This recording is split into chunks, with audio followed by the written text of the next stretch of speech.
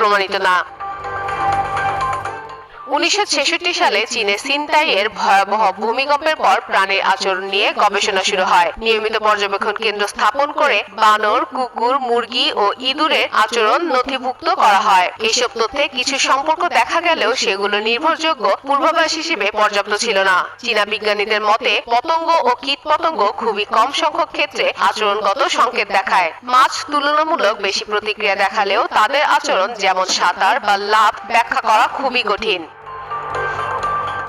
সাম্প্রতিক সময়ে জার্মান গবেষক মার্টিন ভিকেলস্কি ইতালিতে সেন্সর লাগিয়ে 6টি গরু, 5টি ভেড়া ও 2টি কুকুরের আচরণ পর্যবেক্ষণ করেন। দেখা যায় কিছু ক্ষেত্রে ভূমিকম্পের প্রায় 20 ঘন্টা আগে প্রাণীরা অস্বাভাবিকভাবে বেশি নড়াচড়া করে। এসব তথ্য দিয়ে কয়েকটি ভূমিকম্প সফলভাবে আগে থেকেই শনাক্ত করা যায়। আর এই ফলাফল গবেষকদের নতুন প্রশ্নে নিয়ে যায়, প্রাণীদের কি সত্যি এমন জিনগত প্রবণতা আছে যা তাদের